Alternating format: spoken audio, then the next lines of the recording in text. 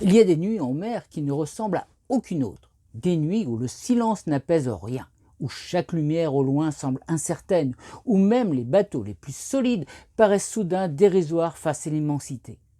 Ce soir-là, la mer est d'huile, pas un souffle de vent, pas une vague, seulement le grondement sourd de deux moteurs poussés à leur maximum, traçant une route invisible dans la nuit noire. Sur le pont, des silhouettes immobiles fixent l'horizon. Des faisceaux de lampes torches balayent l'obscurité, cherchant un repère, une présence, un secours qui tarde à apparaître. À l'intérieur du bateau, un homme lutte pour rester conscient. Chaque minute compte. Tout a commencé quelques minutes plus tôt par une simple phrase. Papa est bizarre.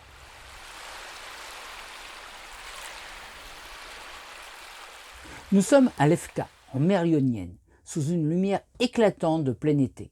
Un Lagoon 45 Flybridge attend son équipage, amarré tranquillement au ponton, prêt à avaler des milles sans effort. À bord, deux familles s'installent peu à peu, prenant possession des cabines, répartissant les sacs, s'appropriant le moindre coin de ce catamaran spacieux. Il y a Vivien et Alexandra, accompagnés de leurs deux garçons, Mélinda, son mari Jérôme et leurs 4 enfants, sans oublier Camille, la petite amie de l'aîné. 11 personnes au total, avec ce mélange d'excitation, d'organisation et de léger désordre qui accompagne toujours les premiers instants d'une croisière. Vivien déjà donne le ton. Il parle fort, plaisante avec le loueur, enchaîne les remarques et les blagues avec une aisance naturelle qui rassemble immédiatement un groupe autour de lui. Alexandra, en retrait mais attentive, veille à ce que tout se passe bien, jetant parfois un regard amusé vers son mari habitué à son énergie débordante. Lorsque les amarres sont larguées, en ce samedi 13 août, la sensation est immédiate, celle de quitter quelque chose. Le quai, la terre, le quotidien, tout s'éloigne lentement, remplacé par cette étendue d'eau calme et lumineuse qui promet une semaine hors du temps. Les premiers milles sont courts, presque symboliques. Le temps manque à cause du check-in qui a pris une bonne partie de l'après-midi et un mouillage est rapidement trouvé du côté de Mégasini. Mais cela suffit largement pour que chacun commence à trouver sa place. Très vite, les enfants transforment le bateau en terrain de jeu. L'annexe ne reste pas longtemps accrochée au tableau arrière avant de commencer ses allers-retours incessants. Les matelas de pont deviennent des postes d'observation, des zones de repos ou de discussion. Et les premières parties de cartes apparaissent dès la tombée de la nuit. Les rires portent loin sur l'eau calme et la mer encore chaude de la journée prolonge cette sensation de bien-être. Le lendemain, la navigation conduit le groupe vers l'île de Calamos. Le décor change peu, mais les détails, eux, s'affinent. Les premières silhouettes de super yachts apparaissent dans certaines criques, immenses, silencieuses, presque irréelles dans cet environnement encore préservé. Et puis, sans prévenir, vers 23 heures, l'un de ces géants illumine la nuit. Un feu d'artifice jaillit au-dessus de la baie, éclatant dans le silence, projetant des reflets colorés sur l'eau parfaitement lisse. Pendant quelques minutes, plus personne ne parle. Tous les regards sont levés vers le ciel. Le troisième jour, pourtant, apporte une navigation plus engagée. En quittant leur mouillage, le bateau met le cap vers le sud, en direction d'Atokos, avec l'envie assumée de profiter enfin pleinement des voiles. Un vent de nord-ouest d'une quinzaine de nœuds s'installe progressivement. Mais au moment de hisser la voile, la drisse de grand voile se met à vriller. Le système de riz montre des signes de blocage. Rien d'insurmontable, mais suffisamment contraignant pour rappeler que ce type de catamaran navigue bien plus souvent au moteur qu'à la voile. À l'approche du sud d'Oxia, où Jérôme a prévu de mouiller pour se protéger du vent, les conditions changent brutalement. Les rafales catabatiques descendent des reliefs avec violence. Le vent monte à 35 nœuds, l'eau devient instable, le mouillage est abandonné. Le mercredi 17 août, la journée est parfaite. Le mouillage de Vardiola offre une eau claire, peu profonde, presque irréelle. Les enfants passent des heures dans l'eau. Paddle, plonger, rire, le temps est suspendu. Puis vient la soirée. Le dîner se prolonge. Certains montent sur le flybridge, observent les étoiles. D'autres restent dans le carré. Et vers 22 heures, tout bascule. Raphaël appelle. « Papa est bizarre. Tu peux venir voir ?» Au début, rien d'alarmant. Mais très vite, quelque chose ne va pas. Vivien descend vers sa cabine. Sa démarche est étrange. Il vacille. Sa main glisse le long de la cloison comme pour chercher un appui qu'il ne trouve pas vraiment. Son pied accroche la marche. Il trébuche, se rattrape de justesse. Puis le silence. Dans la coursive, l'air semble soudain plus lourd. Jérôme approche de la salle d'eau. Il appelle. Pas de réponse. Juste un bruit sourd, comme un corps qui heurte quelque chose. La porte s'ouvre. Vivien est là. Debout, mais instable. Son visage est figé, mais asymétrique. Le côté droit s'affaisse légèrement. Sa bouche est décalée, comme tirée vers le bas. Un filet de salive glisse au coin des lèvres sans qu'il ne semble s'en rendre compte. Ses yeux ne fixent pas vraiment, le regard est flottant, comme s'il cherchait à comprendre ce qui lui arrive. Il tente de parler. Les mots sortent, mais ils sont déformés, incompréhensibles, comme mâchés. Sa main droite pend le long du corps, inerte. Quand il essaie de se lever, elle ne répond pas. Sa jambe cède légèrement sous son poids. Il n'y a plus de doute, c'est un AVC. Le temps se contracte, chaque seconde devient vitale. Jérôme remonte immédiatement à la table à cartes, saisit la VHF et lance un Mayday sur le canal 16. La réponse arrive vite. Il explique « Détresse vitale, AVC, besoin d'évacuation immédiate ». Il demande un hélicoptère. La réponse tombe. Pas d'hélicoptère, pas de médecin sur l'île. À l'intérieur, Alexandra maintient Vivien éveillé. Elle lui parle sans arrêt, le stimule, lui demande de serrer la main, de bouger les doigts. Par moments, les réponses sont faibles, presque imperceptibles. Sa respiration est irrégulière. Son regard se perd parfois, puis revient. Le temps file trop vite, et là, quelque chose devient évident. Personne ne viendra assez vite. Il faut partir. Les moteurs démarrent dans la nuit. Les amarres sont libérées. Les adolescents plongent sans hésiter, éclairés par les lampes torches. La chaîne remonte lentement. Chaque mètre est une tension. Puis l'ancre cède. Le bateau est libre. La navigation de nuit commence, silencieuse, dense, totale. À l'intérieur, Vivien lutte. À l'extérieur, le bateau file. Et entre les deux, une seule chose compte désormais, gagner du temps. Le bateau s'arrache lentement au mouillage, glissant entre les masses sombres des autres voiliers encore endormis. Quelques lumières s'allument à bord des bateaux voisins. Des silhouettes apparaissent dans l'obscurité, intriguées, silencieuses. Puis, plus rien. Le noir. Devant, il n'y a plus de repères. La mer se confond avec le ciel. L'horizon disparaît. Seuls les instruments diffusent une lumière douce, presque irréelle, éclairant les visages tendus. Les moteurs tournent à plein régime. Leur grondement sourd devient une présence constante, presque oppressante. Sur le flybridge, personne ne parle vraiment. Les enfants sont là, les adolescents surtout, trop grands pour être tenus à l'écart, pas assez pour ignorer ce qui se joue. Certains scrutent l'horizon, d'autres tiennent des lampes torches balayant surface de l'eau comme si une réponse pouvait surgir de la nuit. Les regards sont sérieux, concentrés. À l'intérieur, le temps est encore différent. Alexandra ne lâche pas Vivien. Elle lui parle sans interruption, d'une voix ferme, presque autoritaire par moments. « Regarde-moi, reste avec moi, serre la main !» Par instant, ses doigts réagissent faiblement. Puis, plus rien. Puis, à nouveau un mouvement. Sa respiration est irrégulière, parfois rapide, parfois suspendue. Son visage reste marqué, asymétrique. Sa bouche s'ouvre légèrement, mais les mots qui sortent en forment plus de phrases compréhensibles. Le regard se perd, revient, se perd encore. Chaque minute qui passe est une incertitude. Dehors, le bateau avance. 9 nœuds. Peut-être un peu plus. Chaque dixième de nœud compte. Une vedette des gardes-côtes doit venir à leur rencontre. C'est ce qui a été dit. Mais rien n'apparaît. Au loin, une lumière, un bateau, un espoir immédiat. Les lampes torches s'agitent, des bras se lèvent, des signes sont faits dans la nuit. Le bateau approche. Passe, continue sa route. Ce n'est pas lui. Le silence retombe, encore plus lourd. Le temps s'étire. Les minutes deviennent longues, presque irréelles. Chaque regard vers les instruments semble confirmer la même chose. Il faut encore avancer. Encore toujours. À l'intérieur, quelque chose change, lentement, très légèrement. La jambe de Vivien bouge, à peine, mais elle bouge. Un doigt se replie, un autre suit, des signes infimes, fragiles, mais bien là. L'espoir revient sans que personne n'ose vraiment le dire. Dehors, l'horizon reste noir. Puis presque imperceptiblement, une lueur apparaît, d'abord faible, puis plus nette. Une lumière fixe, le port, un gyrophare, bleu, clignotant. Mythicas. L'approche est rapide, trop rapide peut-être, mais il n'y a plus de place pour l'hésitation. Le bateau se présente face au quai, les pare-battages sont en place, les amarres prêtes. 2 silhouettes apparaissent sur le ponton. Des jeunes, ils comprennent immédiatement, ils courent, attrapent une amarre, l'attendent, la fixent. Le bateau est à quai. À bord, tout s'accélère. On aide Vivien à se lever, ses jambes tiennent à peine.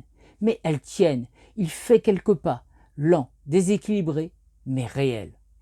L'ambulance est là, moteur tournant, porte ouverte, lumière crue. Les secouristes montent à bord. Question rapide, regard clinique, gestes précis, le brancard, le transfert. Alexandra, à ses côtés, ne le quitte pas. Les portes se referment, l'ambulance démarre, le bruit du moteur s'éloigne, puis disparaît. Le quai trouve son calme, presque immédiatement, comme si rien ne s'était passé. Mais il faut maintenant quitter le port, il n'y a pas de place pour le catamaran aussi. L'un des 2 jeunes grecs passe des coups de fil pour trouver une solution. Une place est finalement trouvée au ponton d'une brasserie, à un demi-mille de distance. Le catamaran reprend la mer. À peine sorti du port, une vedette des gardes-côtes apparaît. C'est la même qui devait venir à leur rencontre plus tôt. Elle s'approche, contrôle, vérifie les papiers. Un décalage presque irréel après ce qui vient de se passer. Il est près d'1h du matin lorsque le bateau est enfin amarré. Mais à bord, personne ne bouge, personne ne parle. Les regards se croisent, les enfants sont là, silencieux. Plus tout à fait les mêmes. La tension retombe. D'un coup, brutalement. La fatigue arrive, lourde. Et dans ce silence revenu, une seule pensée circule. Ils sont arrivés à temps. Si cette histoire vous a intéressé, si elle vous a tenu jusqu'au bout, restez encore un instant, parce qu'au-delà du récit, il y a aussi ce que l'on peut en comprendre. Je vous propose que l'on prenne un peu de recul et que l'on fasse ensemble le bilan de cette aventure. Car derrière cette nuit, il y a des décisions, des choix, parfois évidents, parfois beaucoup moins.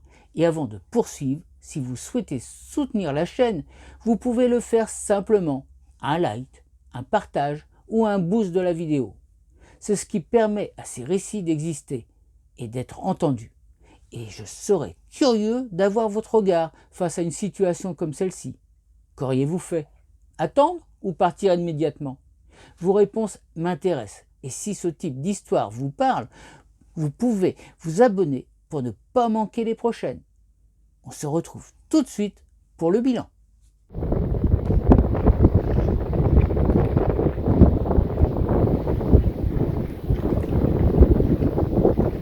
Voilà, nous sommes à Naxos pour faire le bilan de cette histoire. Alors très souvent on oublie que les accidents peuvent survenir même par beau temps, même quand on ne s'y attend pas. Et tous les accidents ne sont pas dus au bateau. Vous voyez que le facteur humain a une grosse importance. Là dans cette histoire, il y avait ce problème d'AVC. Le premier point qu'on peut relever, c'est la rapidité à laquelle ils ont fait le diagnostic du problème. Ils ont trouvé très rapidement que ça venait d'un AVC.